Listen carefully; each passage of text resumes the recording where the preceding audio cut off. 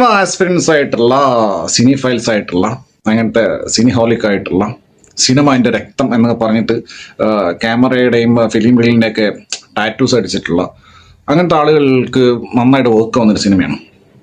എനിക്ക് പേഴ്സണലി ഇതിൻ്റെ തുടക്കം മുതലുള്ള ഒരു ഇദ്ദേഹത്തിൻ്റെ ഫിലിം മേക്കിങ്ങും ഈ സിനിമയിലെ ക്യാരക്ടേഴ്സിൻ്റെ ഗ്രോത്തും ഇതിൽ നെസ്ലനാണ് ഇതിൽ ആസ്പിരൻറ്റ് ഫിലിം മേക്കറായിട്ട് യങ് ഫിലിം മേക്കറായിട്ട് ഇതിൽ അഭിനയിച്ചിരിക്കുന്നത്. ഗംഭീര പ്രകടനം നെസ്ലൻ കരിയറിൽ തന്നെ one of the best performance എന്ന് പറയാം.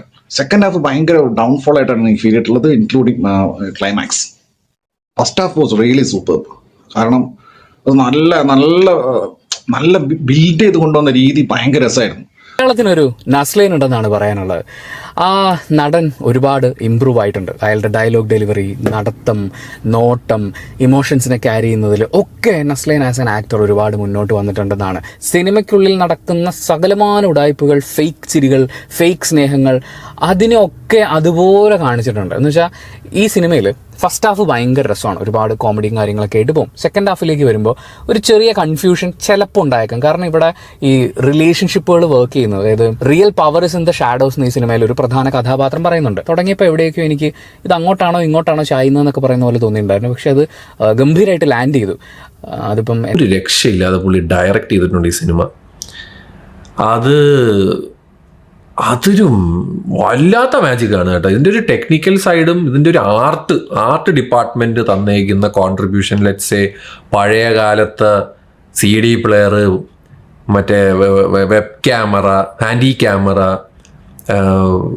പിന്നെ ഡീറ്റെയിലിംഗ് എന്നൊക്കെ പറഞ്ഞു കഴിഞ്ഞാൽ നെക്സ്റ്റ് ലെവൽ. ഒന്നാമത്തെ കാര്യം, അഭിനവ് സുന്ദർ നായകൻ ഒരു വലിയ hats off, because you have A biggest ball in Malayalam film industry. എനിക്ക് അത്രേ പറയാനുള്ളൂ. ഇത്രയൊക്കെ ധൈര്യം വെച്ചിട്ട് ഈ ഒരു ഇൻഡസ്ട്രിയിൽ നടക്കുന്ന കാര്യങ്ങളൊക്കെ പറ്റി പറയാൻ വേറെ ആരെങ്കിലും ഉണ്ടെന്ന് എനിക്ക് തോന്നുന്നില്ല. എല്ലാവർക്കും വർക്കാവും തോന്നില്ല. നസ്ലിം പറഞ്ഞ പോലെ മലയാള സിനിമയെ സേവ് ചെയ്യാൻ വന്നൊന്നുമില്ല. മലയാള സിനിമ ആൾറെഡി ആ ലെവലിൽ തന്നെ നിൽക്കുന്നത്. നോട്ട് എവരിവൺസ് കപ്പ് ഓഫ് ടീ, പക്ഷേ ഡെഫിനറ്റ്ലി മൈൻ. ബ്രൂട്ടലി ഹോണസ്റ്റ്, ഒരു രക്ഷയില്ല, കിടിലം പടം ആയിട്ടുണ്ട്. ഇപ്പം മൂന്നിനുണ്ണിയിൽ അതിൽ അവസാനം നായിക പറയുന്ന ഒരു വേർഡ് ഉണ്ടല്ലോ, എനിക്കത് പറയാൻ പറ്റില്ല.